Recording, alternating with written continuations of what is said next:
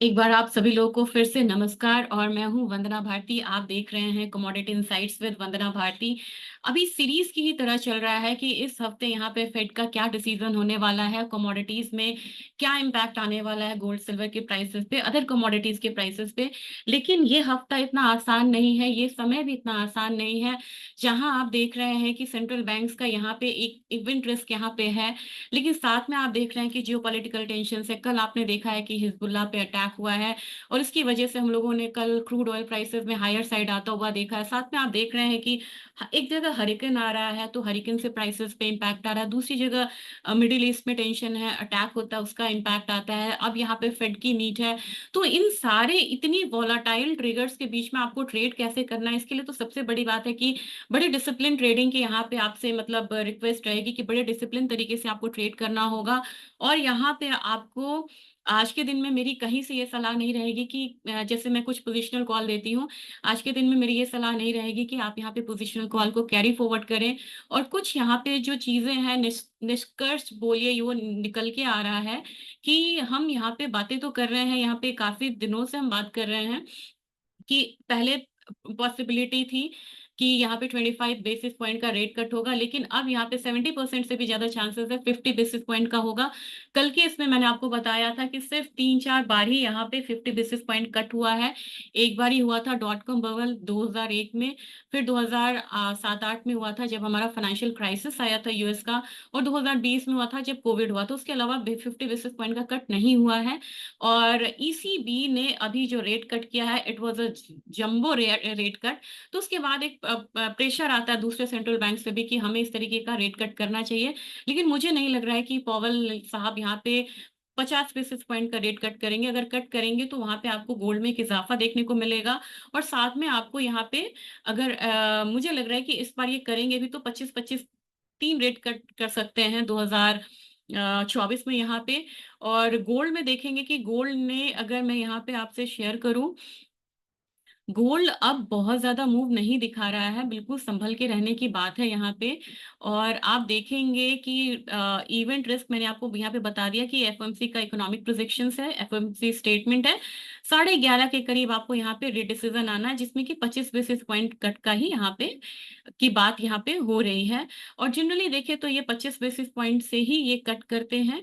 और अगर यहाँ पे मैं आपको ले चलूं, एक बारी मैं आपको ले चलना चाहती हूँ कि क्या यहाँ पे मूवमेंट जो है वो दिख रहा है।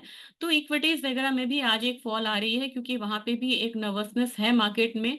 विक्स यहाँ पे देखें तो विक्स बढ़ रहा है, क्योंकि वॉलेटाइल मार्केट है तो विक्स बढ़ रहा है, ये दिखा रहा है कि फियर फैक्टर है मार्केट में।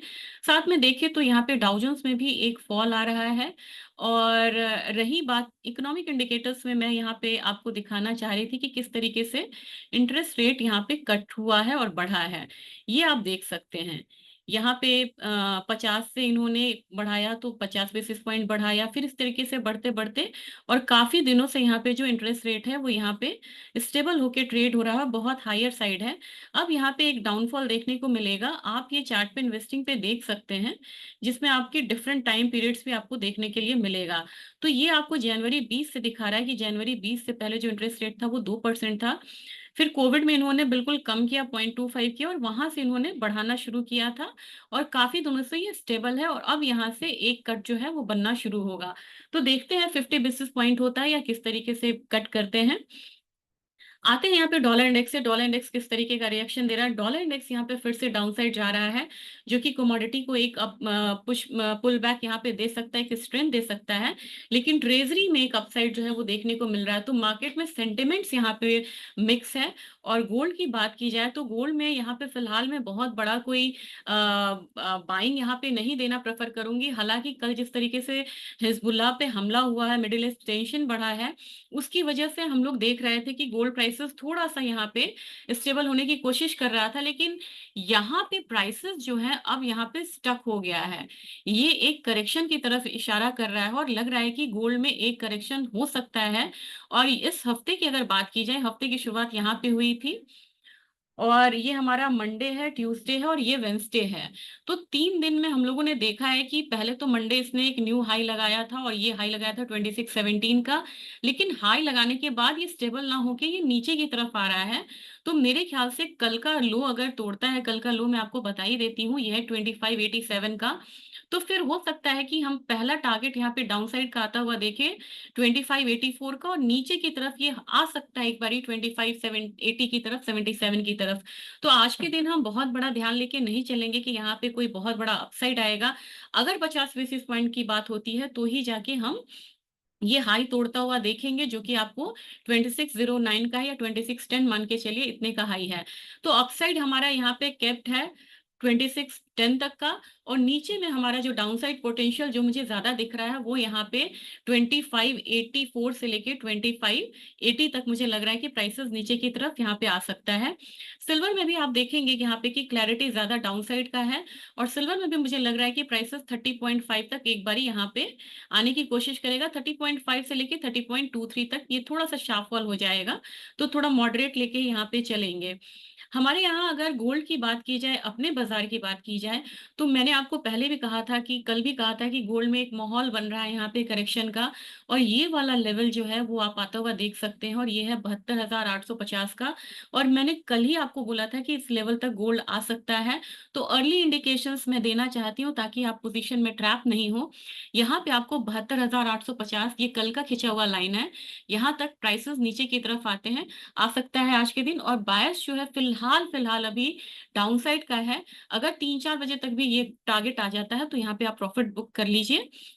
और सिल्वर में मैंने आपको बोला था कि सिल्वर में फॉल थोड़ा डीप हो सकता है। मेरे ख्याल से यहाँ पे सिल्वर में मैं कोशिश करूंगी जल्दी से वीडियो अपलोड कर दूं, क्योंकि इस गैप में भी काफी मूवमेंट आ जाती है। तो 87,600 तक प्राइसेस नीचे की तरफ आ सकता है, यानी कि 700 पॉइंट का यहाँ पे एक फॉल है। अगेन आपको पूरा माहौल कमोडिटी में एक सेलिंग प्रेशर का है, इसमें मैं ज्यादा फॉल ना कह के मैं बोलूंगी कि 5915 पे सेल करिए, 5880 का टारगेट रखिए। स्टॉप लॉस लगाना होगा यहाँ पे करीब करीब 6010 का। नेशनल गैस में एक आप यहाँ पे एक गैप फिल करता है 196 के करीब, यहाँ पे बाइंग करिए। और जो टारगेट होगा 202 का होगा, स्टॉप लॉस लगाना होगा 194 का। अगेन यहाँ पे जिंक यहाँ पे बहुत फॉल दिखा रहा है। अभी मैंने एनडीटीवी प्रॉफिट पे भी यहाँ पे कॉल दिया था सेल का, लेकिन वहीं से फॉल देखने को मिल रहा है 262 तक। यहाँ पे जिंक को आप यहाँ पे सेल कर सकते हैं, 263.8 का करीब यहाँ पे ये है प्राइस है। तो यहाँ पे स्टॉप लॉस आपको लगेगा 264.8 का स्टॉप लॉस लगाइए। साथ में लेड में भी मुझे लग रहा है कि लेड में एक फॉल रहेगा, और ये फॉल ज्यादा डीप ना होके ये 181.75 का रहेगा। तो 1:2 के रेशियो में आप यहाँ पे स्टॉप लॉस लगा सकते हैं। क्रूड में फॉल है, बेस मेटल में फॉल है, सिल्वर में फॉल है, एल्यूमिनियम यहाँ पे अपसाइड स्टे नहीं करना चाहिए इसे। और करीब करीब ये यहाँ पे 1 रुपए का फॉल तो बिल्कुल ही यहाँ पे देखना चाहिए इसको इंट्राडे में। तो 226.5 तक इसमें भी हम फॉल लेके चलेंगे। तो ये अमूमन मुझे लग रहा है कि आप एक माहौल बन रहा है यहाँ पे, जबकि डॉलर इंडेक्स भी गिर रहा है, रेट कट की बात हो रही है, तो हमारा जो 25 बेसिस पॉइंट का डिस्काउंट है, रेट कट का डिस्काउंट, वो पहले ही यहाँ पे हो चुका है। और हम लोगों ने मंडे एक अपसाइड मूव आता हुआ देखा था। अब यहाँ पे प्राइसेस जो है वो थोड़ा करेक्शन लेगा। और यहाँ पे एग्री काउंटर की बात की जाए तो एग्री काउंटर में जीरा अब एक सेल बन रहा है 25,750 के करीब भी। अगर यहाँ पे हम सेलिंग करते हैं, मुझे लग रहा है प्राइसेस नीचे यहाँ पे 25,625 से लेके 500 तक आ सकता है। इसके लिए स्टॉप लॉस लगाना होगा 25,825 का। और टर्मरिक की बात की जाए, टर्मरिक में मैं अभी भी यहाँ पे बाइंग में रहना चाहूंगी। मुझे लग रहा है कि 14,515 के करीब बाइंग करना चाहिए, छोटा का टारगेट रखना होगा 14,800 का। स्टॉप लॉस यहाँ पे लगा के चलना होगा करीब करीब 14,400 या 350 के करीब का।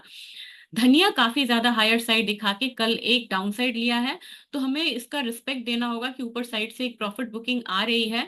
तो 7240 के लेवल पे मैं धनिया को सेल करने की यहाँ पे सलाह दूंगी। और मेरा टारगेट होगा 7190 का, स्टॉप लॉस आपको लगाना होगा 7260 का। तो एक जो अपसाइड जो था वो धनिया ने यहाँ पे दिखाया है। और आप देखिए ये वाला लाइन मैं लगाई थी कि यहाँ पे एक रेजिस्टेंस फेस कर सकती है कमोडिटी, बिल्कुल यहाँ पे इसने कल इससे ऊपर की क्लोजिंग नहीं दिया है ये, और वहीं से डाउनसाइड देखने को मिला है। तो मेरे ख्याल से यहाँ पे आपको करेक्शन फेज में ही रहना चाहिए। और एक बार 7190 आता है तो मैं आपको अपडेट करूंगी कि नेक्स्ट यहाँ पे क्या करना चाहिए। कैस्टर सीड ने काफी ज्यादा अपसाइड दिखाया है, मेरे ख्याल से एक हाई लगा के यहाँ पे ये वापस की तरफ आ रहा है। तो कैस्टर सीड में अगर बाइंग करनी भी है तो स्पेकुलेटिव बाइंग थोड़ी सी हो जाएगी, स्पेकुलेटिव ना कहें, इसे बोले कि रिस्क रिवॉर्ड रेशियो पुअर हो जाएगा, काफी लंबा स्टॉप लॉस बनता है इसमें। तो 6525 के करीब बाइंग करे, 6600 का टारगेट रखे, स्टॉप लॉस रखे 6475 का। ये एक पोजिशनल कॉल थी मेरी जो काफी बढ़िया चली है। और वार सीड वारगम अगेन यहाँ से पैनिक कर रहा है, तो हम करेक्शन साइड में ही यहाँ पे रहेंगे। 5425 के करीब सेलिंग प्रेशर यहाँ पे है, टारगेट रखेंगे 5400 का, स्टॉप लॉस लगाएंगे 5440 का। आज मैं बिल्कुल छोटे छोटे यहाँ पे टारगेट्स दे रही हूँ, क्योंकि मुझे लग रहा है कि यहाँ पे माहौल थोड़ा सा बिगड़ने वाला है कमोडिटी का, और करेक्शन साइड में कमोडिटी रहेगी। 10,675 के करीब यहाँ पे ग्वारगम में भी बाइंग का रिकमेंडेशन रहेगा। 10,620 का टारगेट यहाँ पे रखेंगे, स्टॉप लॉस लगाएंगे करीब करीब यहाँ पे 10,700 के करीब का स्टॉप लॉस लगाएंगे। और इसके साथ में यहाँ पे थोड़ा सा यहाँ पे समेटना चाहूंगी अपडेट्स को, और एक मैं यहाँ पे बताना चाहूंगी, कोकुड में काफी ज्यादा क्वेरी होती है, तो कोकुड में छोड़ना नहीं चाहती। ये फ्यूचर्स हमारा है, यहाँ पे बिल्कुल रेंज में चल रहा है, जब तक इसे ब्रीच नहीं करता 3090 को हम अपसाइड नहीं मानेंगे। और मुझे लग रहा है कि बिल्कुल रेंज में ये कमोडिटी ट्रेड हो रही है, तो थोड़ा सा 3060 के करीब एक सेलिंग प्रेशर बनता हुआ दिख रहा है, वहां पे सेल कर सकते हैं। 3030 का टारगेट होगा, स्टॉप लॉस लगाना होगा 3075 के करीब का। और मुझे लग रहा है कि अभी फिलहाल फिलहाल यहाँ पे कमोडिटी में आज के दिन एक प्रेशर देखने को मिलेगा, 11:30 के करीब आपको यहाँ पे इंटरेस्ट रेट की मीटिंग है, तो जो भी ज्यादा इम्पैक्ट है वो आपको कल के दिन देखने को मिलेगा। तो 25 बेसिस पॉइंट को मान के चलते हैं, बहुत सरप्राइज होगा जो अगर ये 50 बेसिस पॉइंट का रेट कट करते हैं। हालांकि मार्केट की जो एक्सपेक्टेशन है वो 50 बेसिस पॉइंट कट की है, लेकिन हमने कई बार देखा है कि अमेरिका में अग्रेशन दिखाते हैं, लेकिन इतना आसान नहीं है उनके लिए कि वो 50 बेसिस पॉइंट से रेट कट करें, क्योंकि इनकी इकोनॉमी जो है वो यहाँ पे अच्छा चल रहा है। तो यहाँ बहुत बड़ा रीजन नहीं है, पैनिक नहीं है कि यहाँ पे 50 बेसिस पॉइंट का रेट कट करें।